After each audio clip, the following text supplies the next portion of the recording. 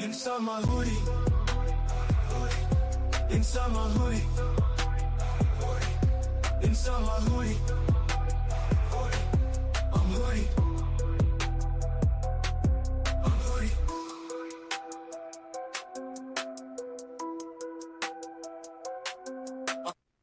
And we're Back again. where the question today and every day is, are we elevating?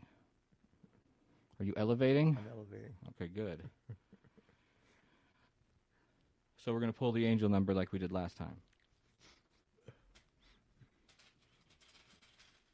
Don't worry. The same sticks are not in there. I keep those separate. You keep I figured you'd ask that. Ooh, there's something else in there, though. What is that? That's Round my thing? hammer. Oh, that's for the hammer you got. I forgot about that. Okay. All right. What'd you pull? What, you want number? Yep. 333. Nice. Read them. It says, to hear your inner truth, you must tune out the noise. And then the other one Very true. says, take a long walk and leave your phone at home. Well, That'd be easy for us. get in touch with the quiet parts of yourself. That's easy up here. Yeah, that's easy as hell. I pulled 888 for balance, and it's treat yourself to something small today. Indulgence is good for the soul. I did that. I'll actually tell you the story. Life is not meant to be lived in extremes. Hard disagree. Extreme sports, man. We gotta go surfing, bro. We gotta go There's your bag of tricks. snowboarding, man. I like the hammer, though. You do like it? Oh, that was why I was almost covering my camera. Like it looked a little shadowy. I It's a figured it shadowy in. figure. So, Michael, What's up? what's happening? Same old, same What's old. new in the world of Airstreams? Nice time off. They fixed my power, though. I got a message from the landlord. They rewired it, The whole thing? or whatever the problem was. That's what message I got says rewired. Something else. I have to go back and read it again. Cool. So Well, that's very nice of them. Did they replace your Klondike bars? that was like a month ago. That's when my fridge went out like a month ago. Yeah, that's what I'm talking about. No, they took money off my rent though. Like, and minus $8.99 for a box of Klondikes. Well, no, it was a whole freezer full of stuff. Yeah, I So know. it wasn't How just- much did they give you for real? I don't know. They took like $50-$60 off the rent. I mean, it's Let probably me give them a call. I'll negotiate. they're really nice old people. I rarely get to see them. I know, So. I'm just playing. This is a better setup, though, what we've got, because now I can't see your face from here. Well, I can now, but right like that. But the camera can. So I It's decided. normally I'm in front of here, like the camera can't see me, right? Right.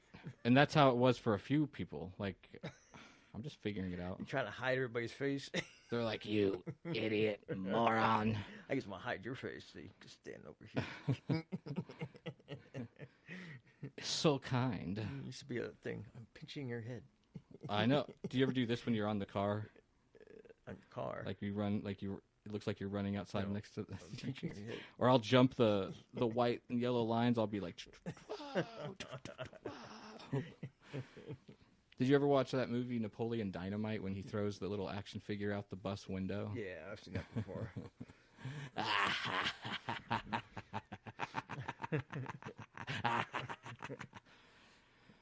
I had to go to the doctor today. You know what's weird? I've been going to this doctor's office for 12. This was my 13th visit. I started last December.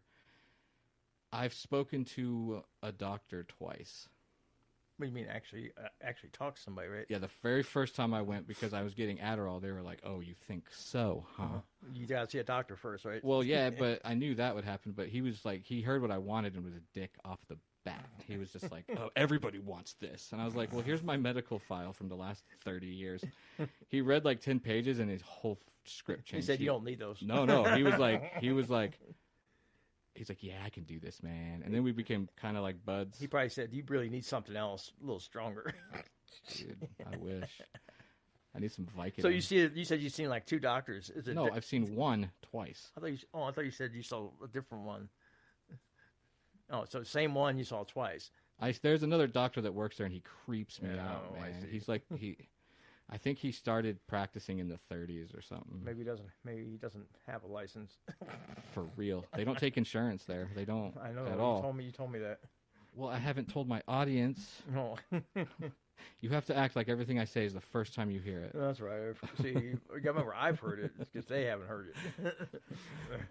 Yeah. So, I walk in today, and the same girl for the 13th time in a row says, "Have you been here before?" You said no. First time, sweetheart. No, I'm very polite, but I just go in, I get my prescription. They charge me $90 to do nothing. They literally write it down for me, and it's $90. That's ridiculous. That's probably for the visit and the prescription, right? Yeah. Is that? I mean, guess, right? You don't know, right? I mean, that's got to be what it is. I say that what it is it's a fee to enjoy life. Because I'll pay it. Do they prescribe it there, or do you have to go to the pharmacy and get it? No, they give me the prescription at the doctor's office. So you Then gotta I go to CVS or somewhere and get it? Oh, okay. That's exactly where I go.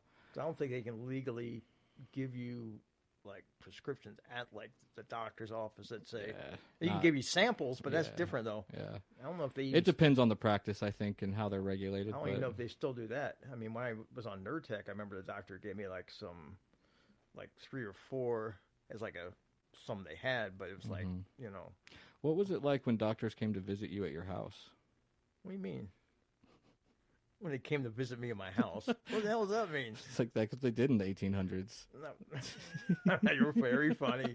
Oh, I thought That's Rick, right? I got to get him on here. I just want to talk to him and congratulate him for being old. That's pretty cool. I mean, the older you get, it's like you made it. God, you're 20 years older than I am. Yeah. Jesus. But sharp as a tack that's been in the wall. Well, I think there's some memory issues in some ways. Some of the things I see. Yeah, but I've spoken to 40-year-olds that are dumber than him. Yeah, Jowett? No. You heard him. You heard it here first. That fool doesn't watch this show. He pretends to be proud of us, but he doesn't give a shit. Don't name other 40-year-olds up here.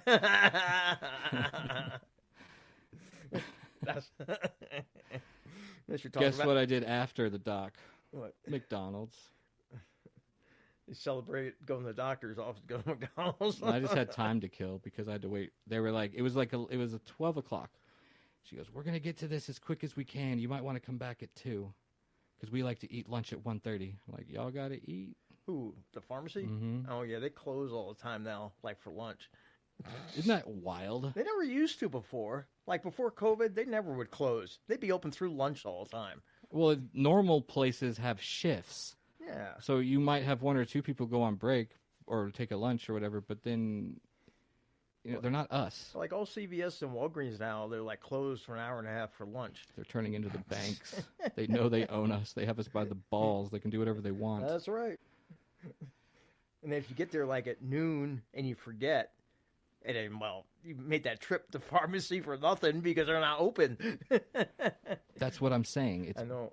And I live so far away. That's what I tell them at the doctor's office. I'm like, y'all could really hook me up with like 3 months worth. They don't care because you live far away. No, I know. I'm not stupid. I know. Nobody cares about anybody. That's right. Nobody. Except me.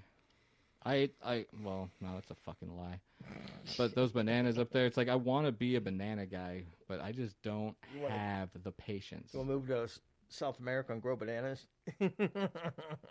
Hold on, I'm thinking about it. Or wherever they grow them. I don't. Yeah, that sounds cool. You want to deal in bananas? Yeah. Probably a lucrative business because they only come from like so many countries, right? I don't know. I don't know either. I don't know where they I grew up in a world where everything's just readily available. But I have witnessed what it's like to not live in that world. And it's torture. What's wrong with you tonight? Who, me? Yeah. Why? You seem off. I'm off? Yeah. What's wrong? My back hurts. Oh, your back hurts. Yeah, I think I tweaked it today. Oh, shit. Is that why? Okay. Well, what time do you work tomorrow? Same time. Same channel. Same channel, same place. Yeah, Channel 926.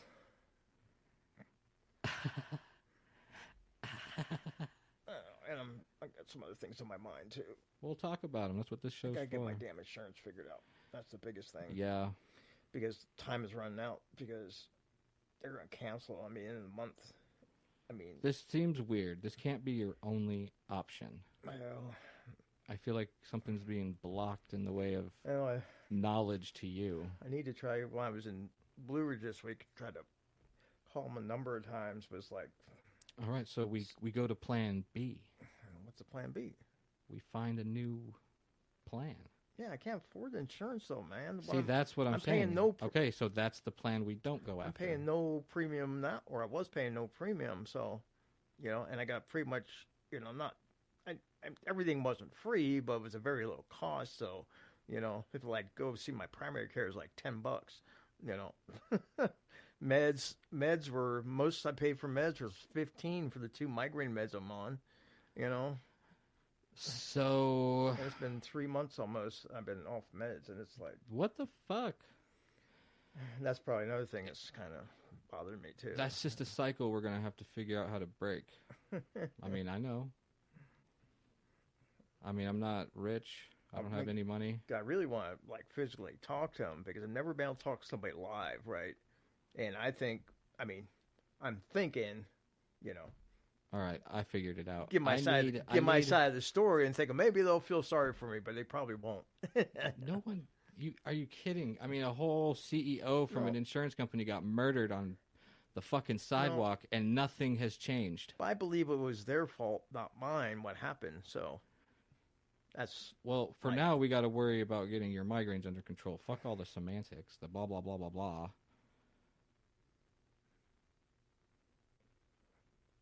You hear me? I hear you. So, I need the contact numbers for the places, and I'll call them. Yeah, but you need all my information then. Yeah, I'm going to steal your identity. You're exactly who You I might. want to be. This is the long con. And I'm going to be you, right?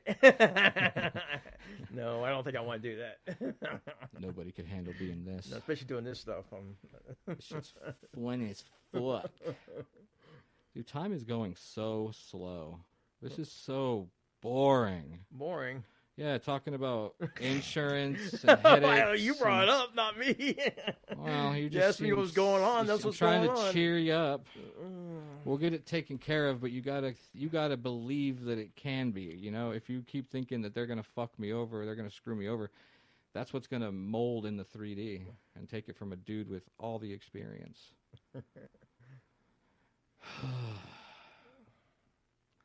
I'll try to manifest you some cash. That's a lot of cash, though. $2,000 is not that much. Sure it is. If I have to pay it back, it's a lot. No Then paycheck. that's No where- paychecks for the rest of my life. See, it's all that. Somebody told me. I don't know who somebody. It was somebody else must know about that. I don't know. And they said, "Well, what does that mean? You have to pay it back in 2 paychecks?" I mean, yeah. What does that mean? No money for 2 months? That doesn't make any sense. No, if you would, Who if told me that? was the thing, it would be like, I would be like $150 per paycheck. I know. Like, I that's don't know doable. who said that. I don't like Matt or somebody said that, and it's like, really? You think they would do that? No, they might, but I doubt it. That'd be like zero. I borrowed from my old boss once. She gave me $1,500 to get caught up, and then I paid her 50% of my tips. But I was making hourly too, so I wasn't losing a lot of money, and it only took me like less than 2 weeks to pay her back. So, but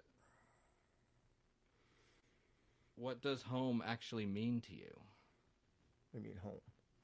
Exactly. That's what we're gonna decide. I don't know. I wrote that in my notes. Really? You still writing notes? I thought you weren't doing notes. Well, sometimes someone comes on the show and doesn't talk. Well, I normally talk all the time. That's This is kind of an off day. I don't know. Well, then we're going to do 5 more minutes and go to 20 minutes, and then we're going to stop. Huh? What? Yeah, because we have no material. We're used up. No, we're not used We up. jumped the shark. We're not used up, but it's because I could pull some cat tarot on you. you pull some what on me? Cat tarot? Oh. Hey, I like those cat cards. Me too. Well, here, guilty. Guilty. Killer say what? You know, the What? first time I saw this, I thought it was a corncob pipe. Oh, yeah. It could be a pipe. Just hollow it out. Yeah. Well, I used to smoke a pipe. I smoke cigars, but I used to have a corncob all the time, and I used to smoke it sometimes, you know. Because it's the cheapest pipe. I mean, it's a good enough pipe to get smoke some tobacco. All right. Deck, how can we manifest some cash for old Mike here? Queen of Pentacles is the card that came out. Which means we have to find... And that's awesome. Isn't that awesome that I said, how can we manifest money? And the money card comes out. Really? The royal bitch of the money. And the Queen of Pentacles. I'll read it from this tarot guidebook. Because something tells me you don't believe in miracles. Sometimes.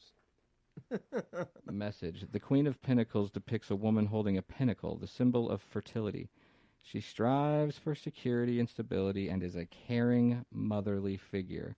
So we have to find you a caring, motherly figure. It's not so much I don't believe in miracles. It's everything's always found a way to kind of work itself out. That's what I call a miracle. Right. It doesn't have to be the parting of the Red Sea. You've done that too? A burning bush. The only bush I burn is weed. I'm just kidding. I don't be burning nothing no more. All right, so basically what this is saying, focus on creating a well-balanced life with a secure future. Use your good judgment and look before you leap.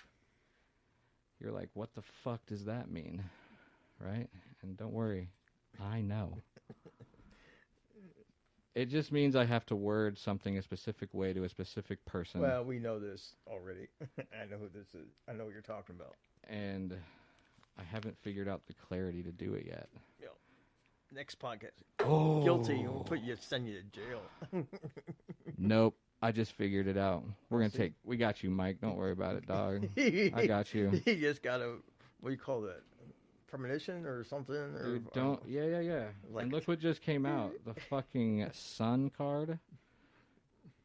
My idea will be shined upon.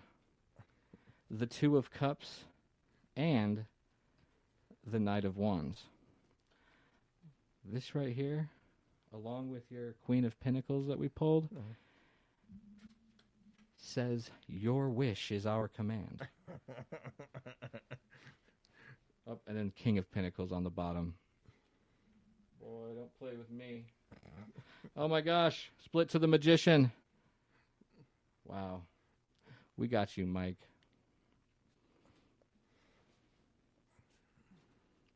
We got you, Mike. Okay.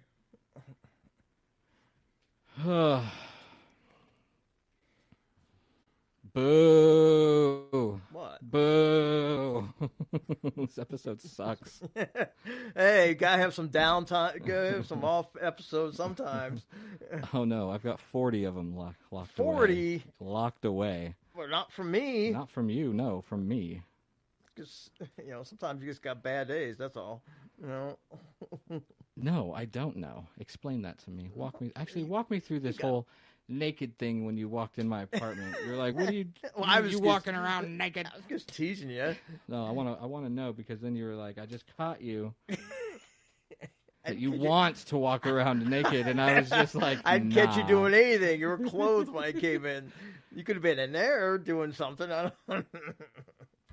That's why you always lock yourself out. No, that's just dumbness. No, I think there's something in there. No. There's bodies I'm just in kidding. the closet. Skeletons. I know you got the locked up in your room somewhere. We're gonna have our own court here. Guilty. Guilty. I'm gonna turn my camera off so I can vape. We can't do that on there.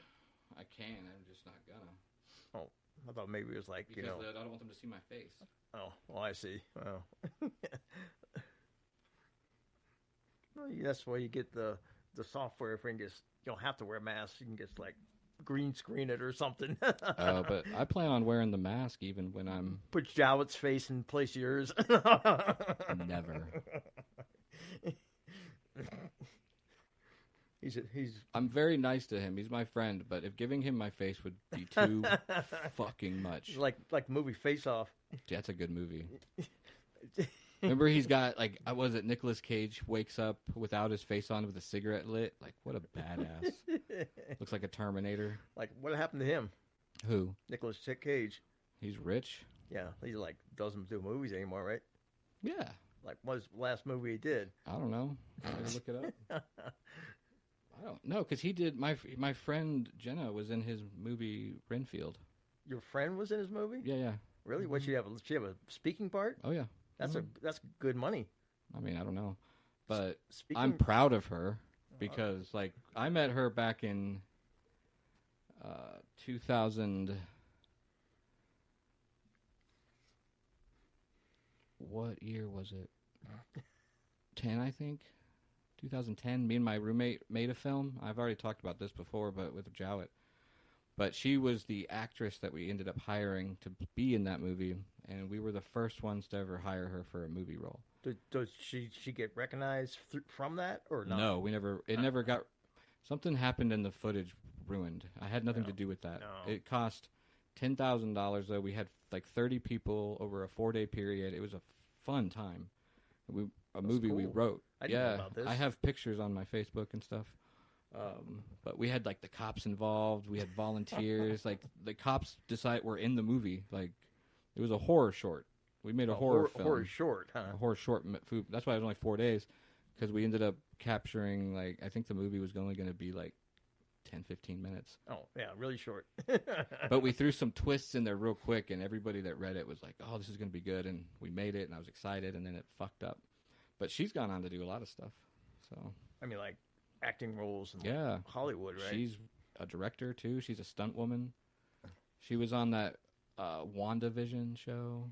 I only know one person that's ever acted in Hollywood. A friend of mine lives in Colorado. Mm-hmm.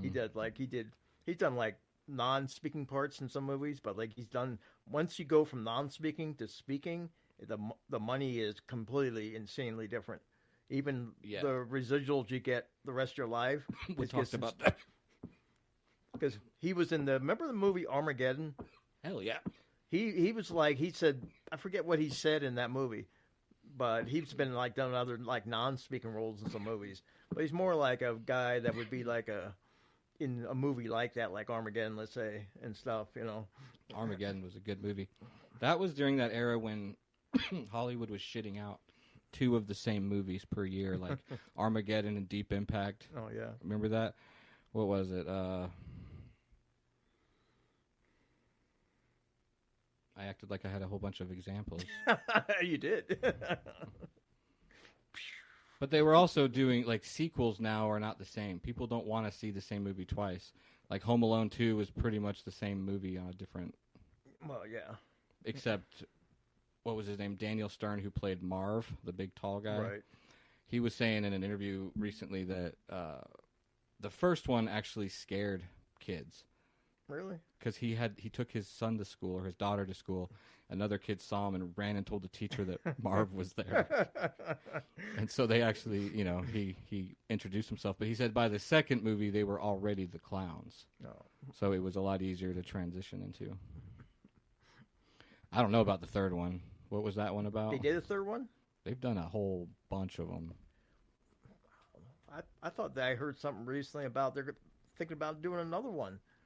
Oh, yeah. Movie studios, see, when there's no... Here's the thing. Movie studios are run by talentless people for the most part. Yeah, I know. The big ones. Because they have no talent. They don't know what art is. So when they release these freaking movies We got over and over again... 10 sequels. Yeah, it's all just... I mean, a lot of it is the union that people have put together. Like, being in that industry, I mean, it's not the same thing. I like independence. Right. I don't want anybody telling me how to run this. Because you're like an actors guild, an actors union. Yeah, and then you have to get paid. There's all these rules you have to follow. Yeah. And that just sounds terrible. Yeah, and there's Like- different. It depends what you do. Like I said, if you're in a movie and have an extra, you get paid very little. As soon as you get that speaking part, that gets then I think you have to be in the Actors Guild and Actors Union. It's automatic. I don't think it matters because you can be an extra and not say a damn anything. Yeah. Like be in a crowd of people. Yeah. They're always looking for movies like gets extras to like not say anything. Mm-hmm. What are you doing? I was trying to make a tornado. I was listening. But So there is the guild and then the Writers Guild. So it's like they have to have work for these people, and they do this whole hierarchy thing. It's crazy. But the writers are the ones getting their ideas butchered, and All right, I don't 'cause think they care. if you have like Some might. let's say you have a script and then it gets like rewritten, because they may not like the way it is really, and then your Which original they idea do, and they're talentless. and your original idea gets like all shitty now. Exactly. Actually, I'm going to play an audio clip of that guy that was saying exactly what I believe. And it's about not giving a fuck about your audience, but not really. Here it is. So if we're making art, it's almost like a diary entry. Oh, wait.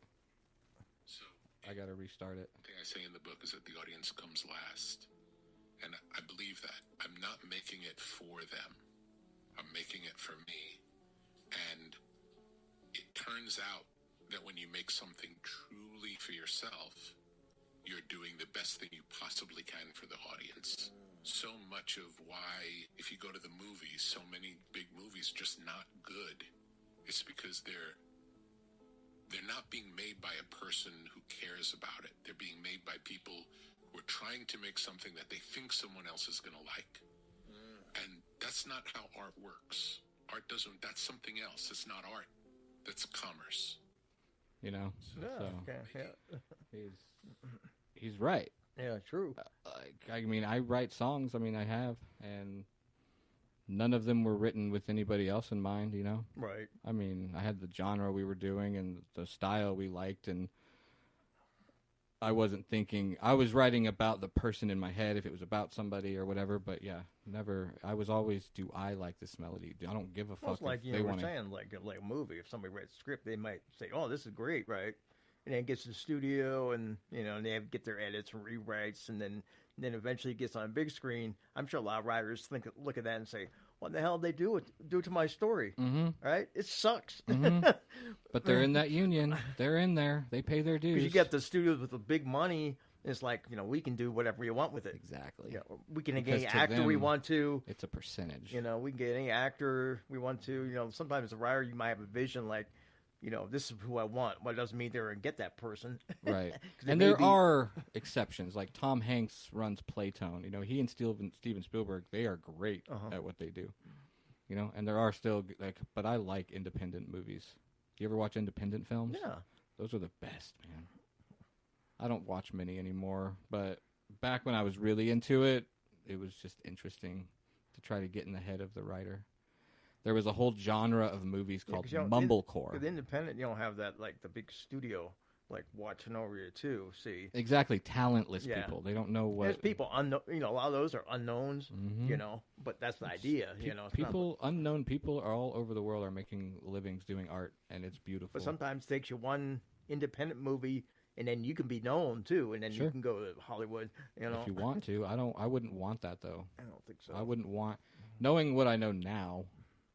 Sure, when I was younger, I had the dreams of, getting signed by a big record label, but they whisk you away half the time, and you don't hear from anybody because, seriously, record labels are pieces of shit, man.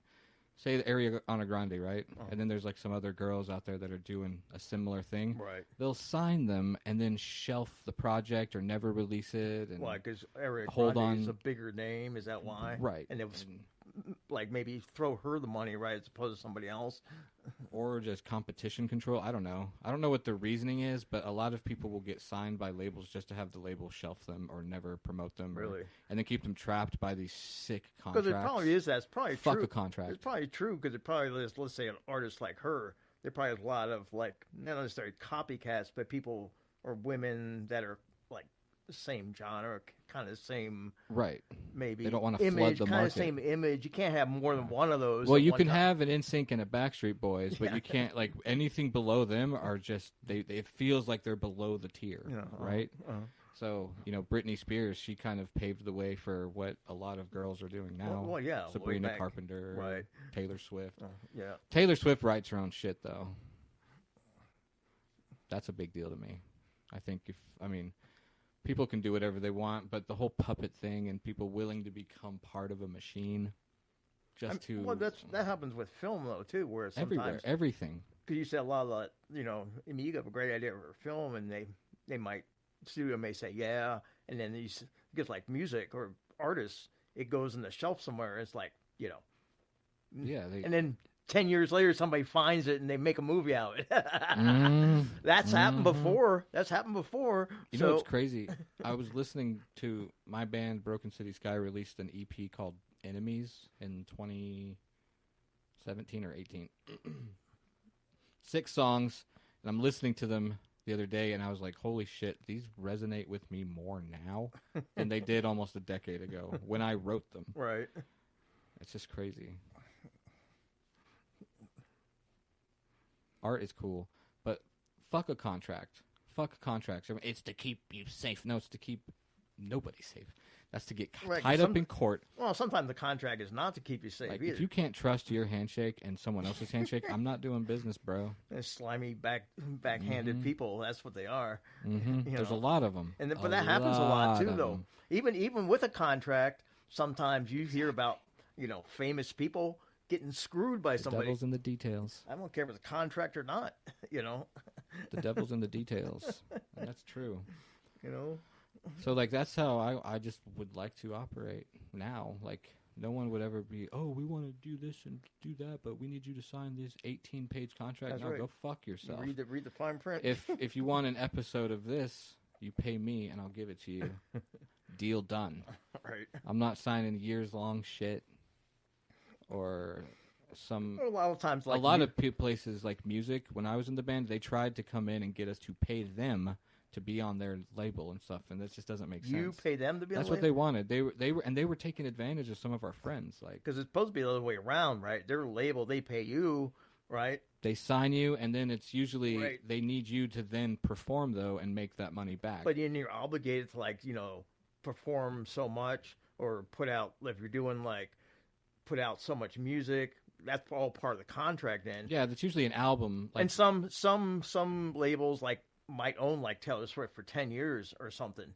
Not necessarily her, but maybe, if you're signed to Sony or somebody, you may have a 10-year obligation. they usually go by album, but Yeah, an or album cycle is But typically there's so 2 much, to 3 years. But there's so much you have to do with that too. But, With press, live performances, touring. recording, I mean, just fan meet and greets. There's so much, There's a lot. and it's a lot. And then, you're on the road constantly, That's fun though.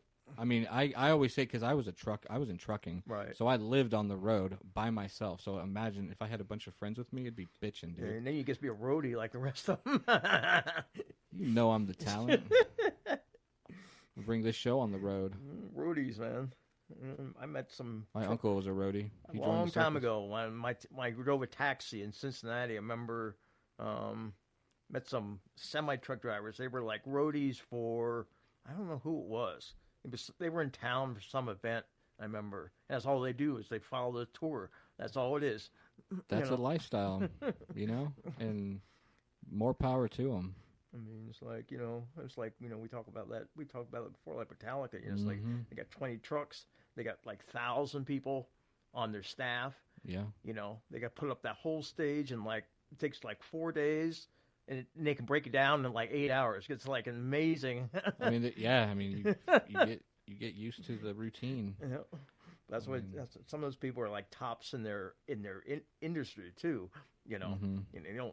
You're not making probably $15 an hour. You're probably making pretty good money. I guarantee it. I never did a prolonged tour in a van or something, but a lot of friends I know have. Like a van tour.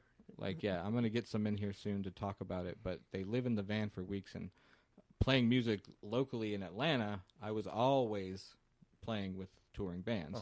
and you run into them and talk to them, and it's just they're exhausted a lot of the times. Well, but they yeah. also have this crazy energy, and they're excited as hell to be out there pushing their art every day. And you look back on that time with fondness. Even small like bands up and coming, you're maybe signed for, you got to do so many live performances. Even if it's like one a week, which is 52 a year.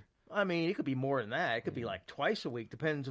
Most of my friends are touring months on end. Like one of the guys is coming soon. I'm not going to say his name yet, but he and his friends his band was touring the U.S., Canada, South America, Europe, and they were playing shows almost every single day for months. That'd wipe you out, man. But it's only you think about it, if you've got a comfortable tour bus or you're going to a hotel, you can at least get good sleep, and you're only really technically working for that when you're performing and when you're doing your meet and right, greet. because that's the hardest part. I mean, obviously you're doing like sound check. That's you got to do that. But they have people doing that for them. Yeah, that's true. They're not touching But gear. because you might be, obviously when you become really big, you may be 2 or 3 hour long concert. That's probably the hardest Like part of that Metallica, day. yeah. And then you have to go unwind because you may be on the way to your next, let's say, venue.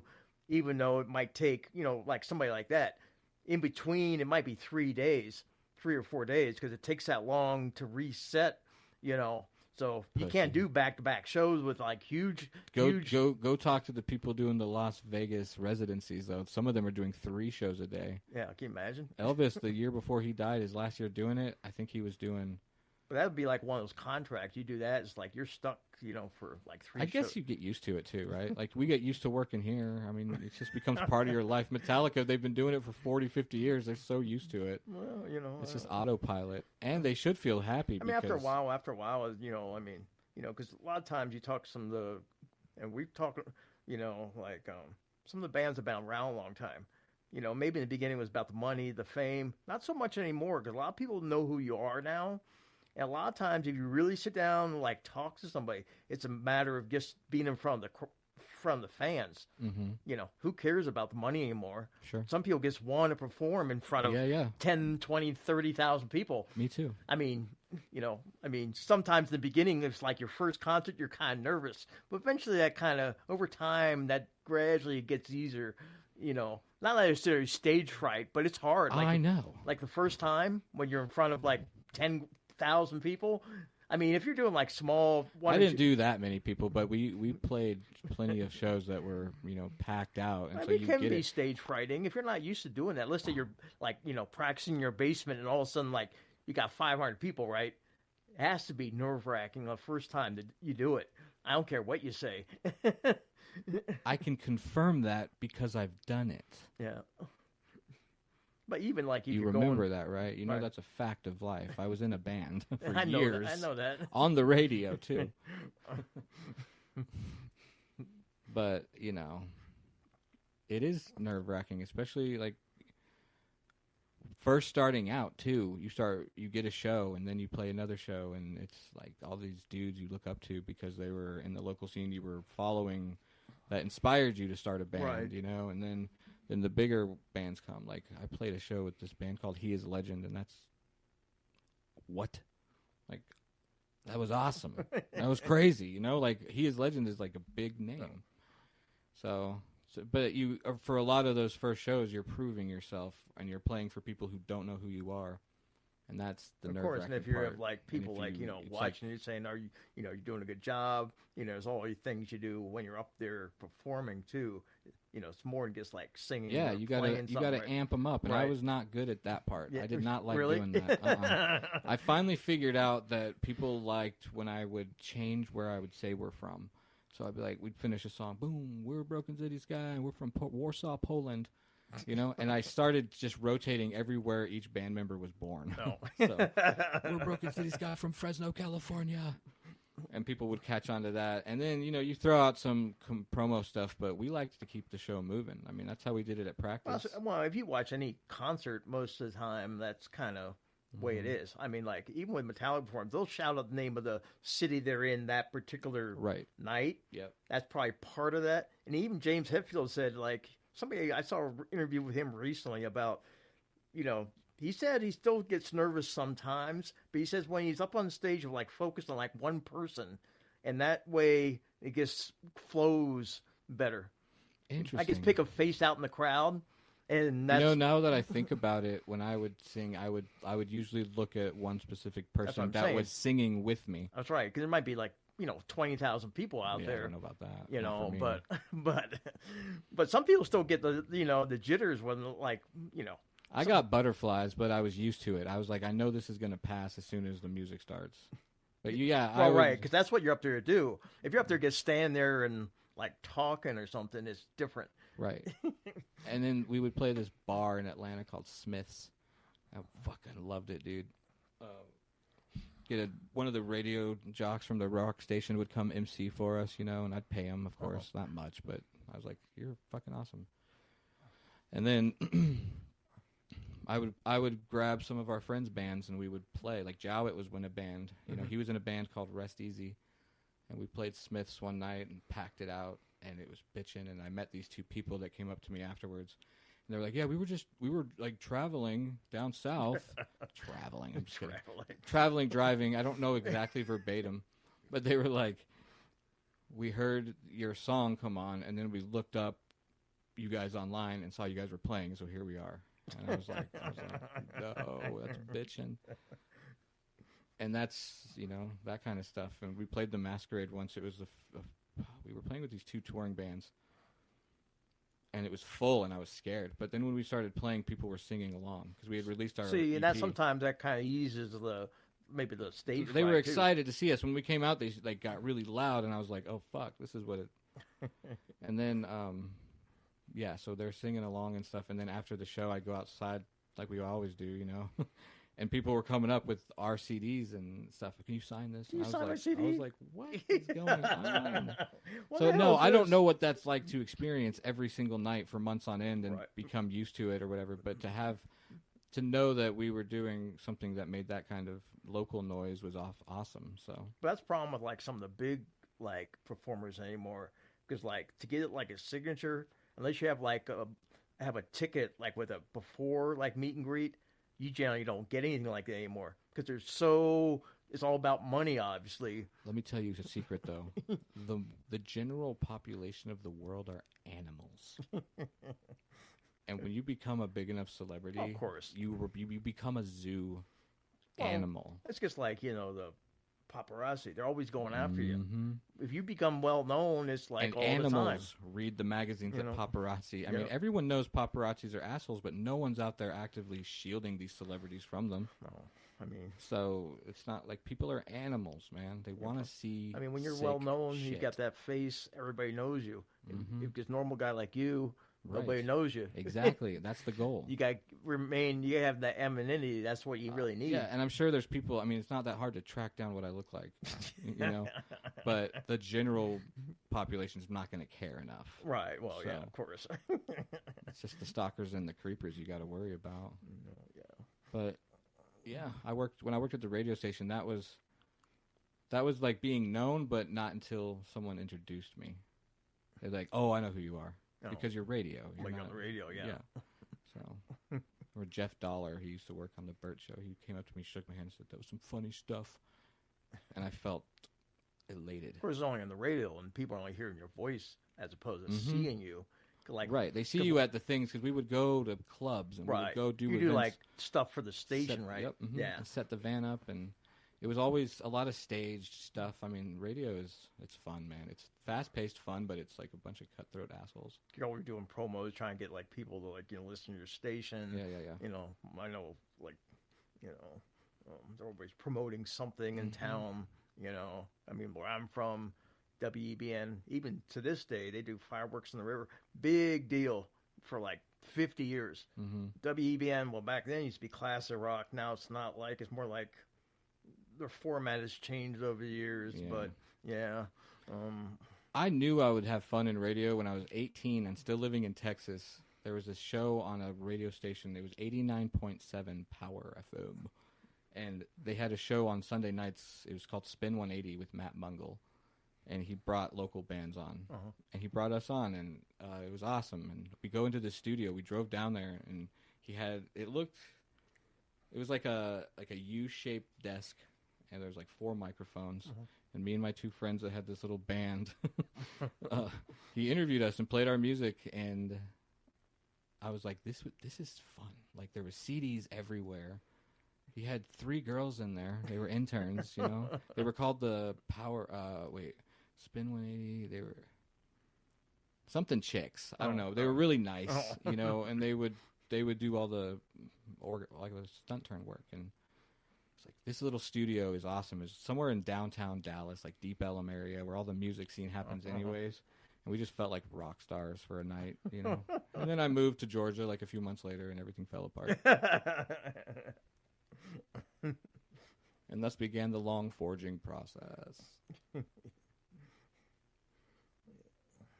But Deep Ellum played this club called The Door.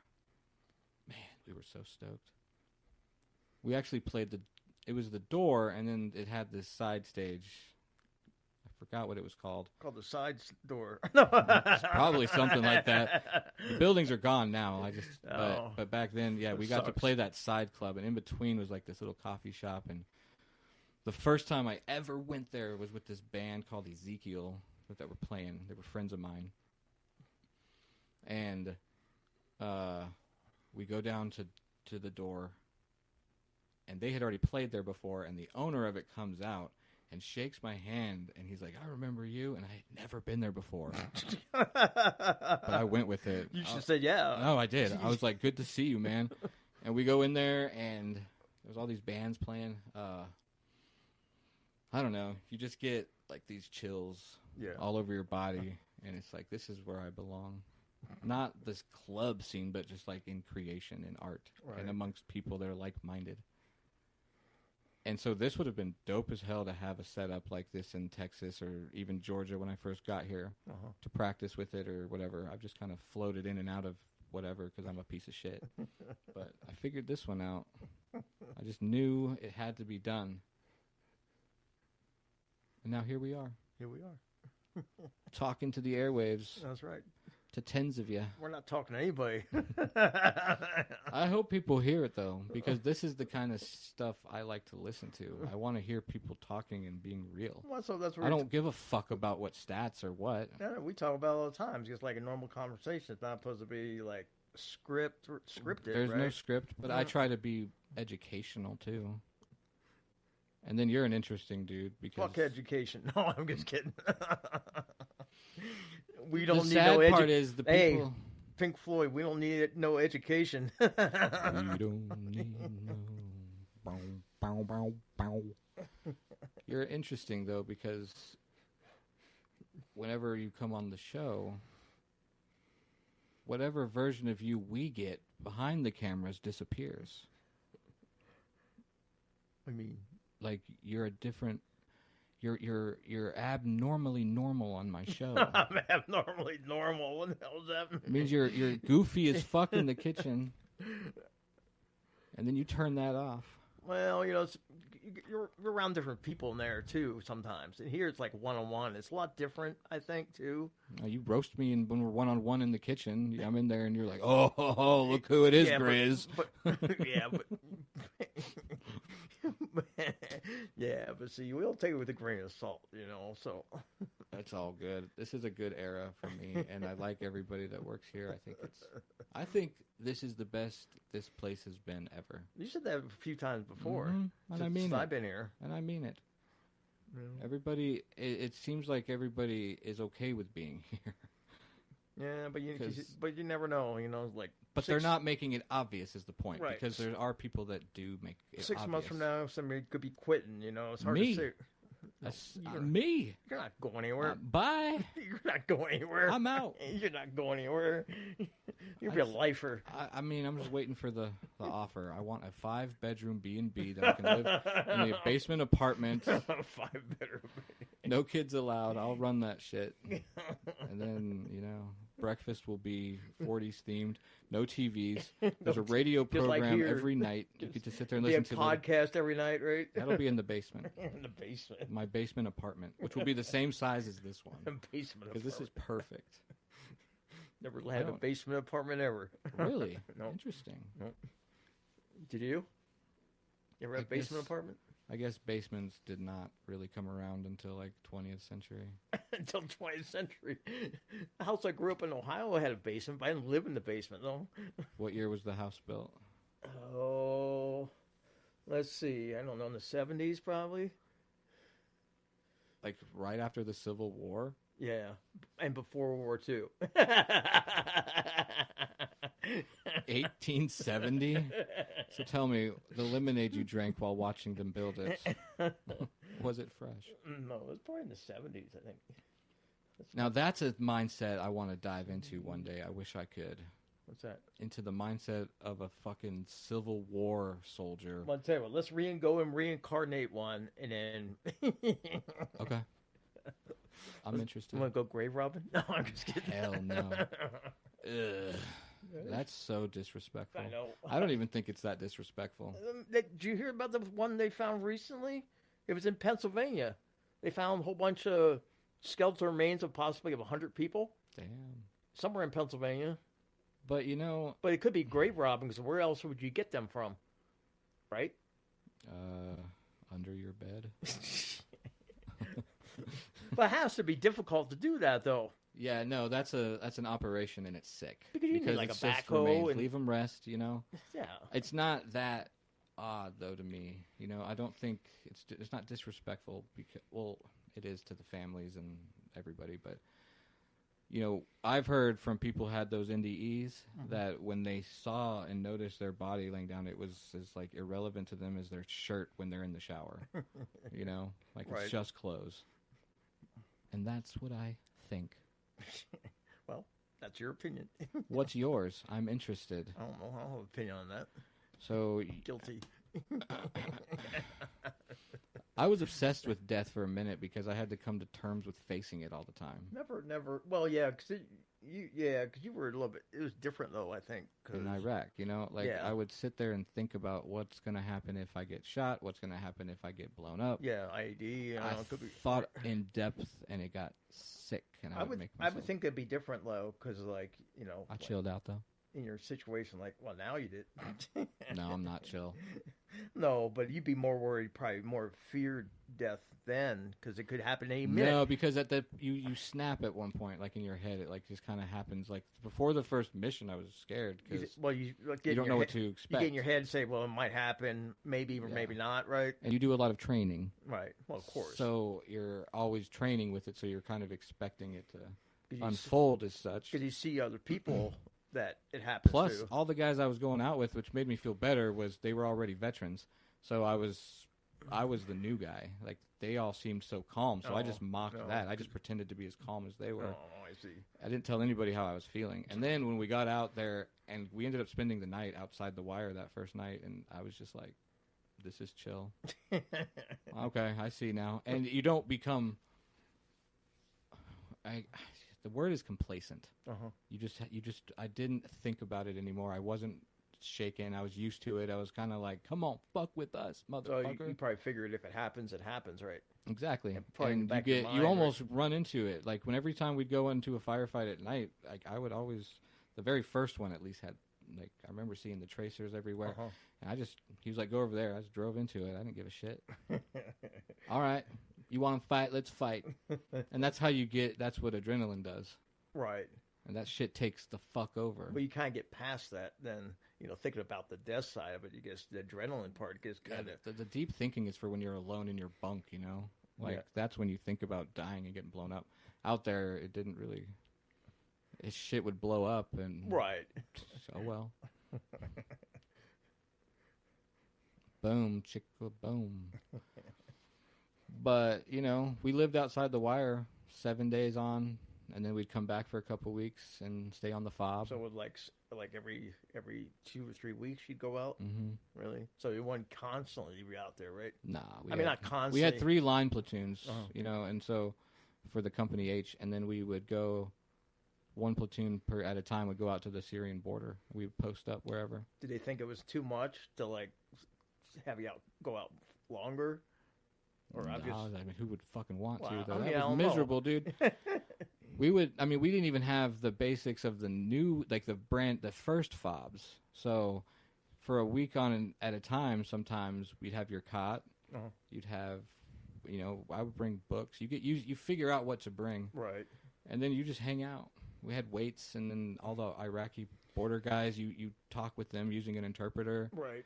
You pass the time, and you laugh, and you joke, and go you back. make memories. And I knew at the time what we were doing was Army shit. Right. Badass. I was like, I'm glad I get this experience. There's guys all over the world that would have like been itching for my seat, and I'm honored to have that seat that I took, and I tried to do the best I could. So it was cool. I mean, it was life-changing as fuck. That's like 20 years ago this year, because 2006 is when we deployed. Wow, it's 20 years ago. That's Fuck, man, that goes long by quick. time. Yeah, dude, 20 years. That's a long time. I know, man. From June 2016 to August 2017, or 2007. 2006, 2007. My brain is fried, man. Yep. And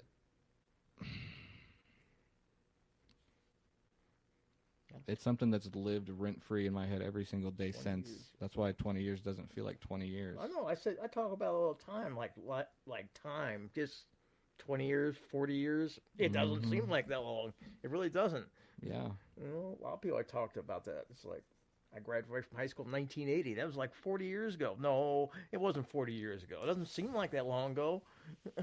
More than that. Well, more than that, but it's just I guess send that as like an average. Even 4 years is it's a long period of time, but it doesn't seem like that long of a period of time. It really doesn't. That's the beauty of it. People got to come back to themselves and think about, because it's lived rent-free in my head, but a lot of good stuff, like you don't get to choose who you're in the Army with. Well, no. But it's like the universe always gives you exactly who you're supposed to be with. Even the ones that you punch you in the face or you punch in the face. You get some of those punch you in the face? Nah, I got in a couple fights, but they were mostly in basic because people are just shit talkers. Well, they all are. They think they're the ones that can do a million push-ups, Some guys would talk shit and then back it up, and you just don't touch them. Like, let them have that's what they're here for. I remember I was I was broke, dude. Broke down. We're trying to do these pull-ups, and they were like, you just got to hold on to this bar. And I just fucking was just hanging there, like every muscle. Hanging broken. is the hardest way to do it. I know. And they even had someone holding my legs. My muscles were so fatigued, and it was like I needed them to break back up. I was just like, come on. And I was also breaking through my mental barriers, too. Yeah. Those are the harder ones. Once you get through the mental shit, it's almost easy. Well, that's generally what basic is anyway. Mm-hmm. I mean, for outsiders who never been there, don't know that, but that's kind of the way it is. That's what it is. Yeah, break you down mentally, because once you realize your mentally strength, then nothing in the future becomes so dreadful. Well, not fun, but not dreadful. No, like, I'm going to get through this. Discipline, because sometimes those guys will go in there and have none of that. Sure. Beforehand. They don't want to. Yeah. I was one of those. It took me a minute in basic. I remember I think the key word that Drill Sergeant Bostic said was, you just refuse to get motivated. And I was like, trying. I was broke down, and then I was like, what does he mean? And then I was allowing myself to stay broken. I think some of the guys are just like that anyway. No, it worked, though, because then I was like, oh, I'm going to build myself up now. And it's been an ongoing process. Because those wimps that, just say you can't do it. One to my unit gets, dropped out. Because I had to go home and go back to mommy. That wasn't allowed, though, when I joined. Oh, see, but that was a different time period, though. You got to remember, I was in the 80s. That was almost 20 years difference, or more than that. It was almost 30 years difference. That's some bullshit. You were in the 80s. What color were your BDUs when you joined? Were they the green ones? They were, yeah. They were BDUs? They were still like camo. Camo BDUs? Yeah. You shined your boots, right? Yeah. I was the last rotation in basic to shine boots. Really? Delta 258. They don't do that anymore? No, they have sand boots. See, I mean, even I thought when they came out, I was like, they're going to find a way to fatigues take that are time. different like pattern now, aren't they? Everything's different. I mean, it's changed at least once since I've been in. Yeah, see. I was ACU. That was the blue fucking disgusting pattern. Didn't it have like a digitalized, That's the ACU. That's the ACU, right? I hated it. And then the one they have now, I think, is pretty sharp. I like it. Is it like a camo thing, or is it? Do you know what it looks like? I'll show you a picture. Sound like I've We're probably at- seen it. We just passed 1 hour. Really already? Yeah.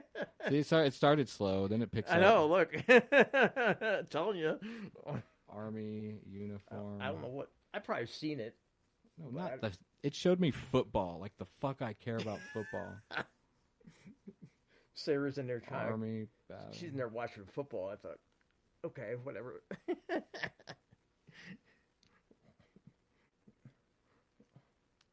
So that is that it? Yeah, that's what it is right now. It's It's like- almost it's similar like to camo. BDU. It's It's like- similar, yeah. Similar to the BDU.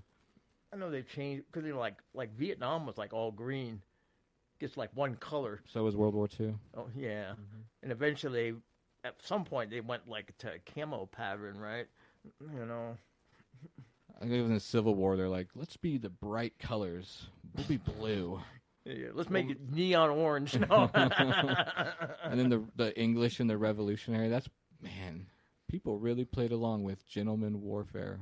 You do not aim at an officer on the field. Things will get into chaos. But you know, like green though, like khaki green is a lot of a long time ago, a lot of like countries that be their color. Just khaki green, no camo, nothing. The rest of it would look different. Like obviously, I think it should depend on the battlefield. the insignia and everything would be different for different countries. But like when I was in Germany, most of the back then it was all like German army was all green. Man, but they were only allowed like how many soldiers at a time? Who? Germany.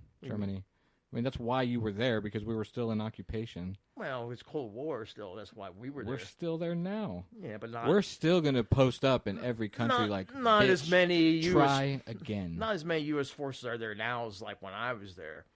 That's what I'm saying, because it was 40 years after World War II. There were still some bitter ass Nazis running around. And there was still Berlin Wall too. So Yeah, they bitter were- shit. Yeah.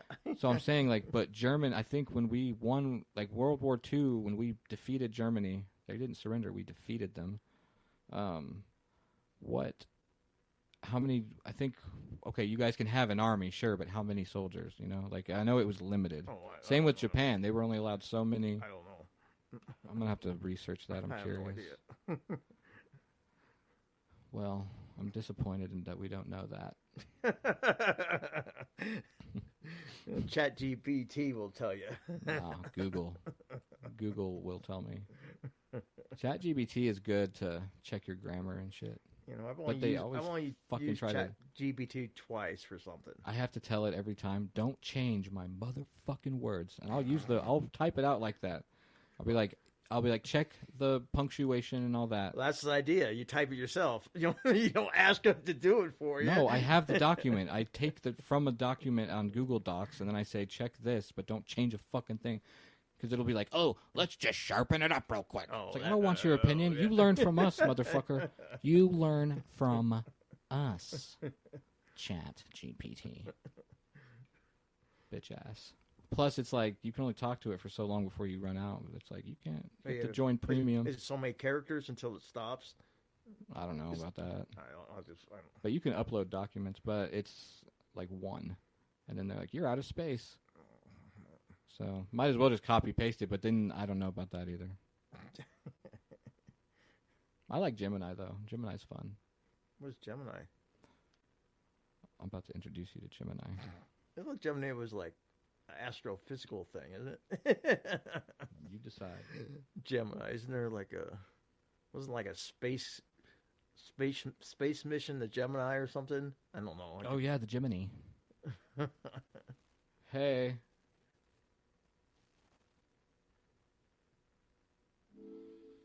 Hi there. Are you trying to remember a specific space mission? No, just say hi to Michael. A specific Hi, space. Michael. Hi, Looks Michael. like you're all... Don't interrupt her when she's talking. Oh, she can hear me? Sorry, go ahead. Say what you needed to say. He's rude. No worries at all. I was just saying that Project Gemini was a key part of the U.S. space program. Is there anything specific you'd like to know about it? Nope. Understood.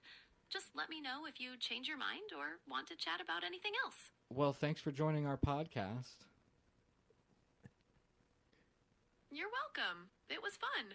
Let me know if you need anything else. Well, do you like my kitchen? It has a very cozy, rustic look with all the wood.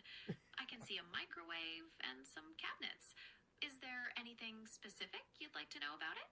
No, we'll let you go now. Okay, bye. All right, bye. Have a good time. That's Gemini. Oh, so it's like the next generation of Siri. Sure. I mean, But I never used Siri before. She saw you and said hello. I never used Siri before, so. Me either. I don't have Apple. And she saw my No, it's kitchen. Google. Dude. It's Google Siri. No, it's I not. thought Siri was with Google. Google is okay, Google. Hey, Google. I don't know. I never use any of that stuff. See, So I just said, hey, Google, and it turned on. I never use any of that stuff, so I don't know. I'm old school. I need to type stuff in. Yes, I know. Your first text message was...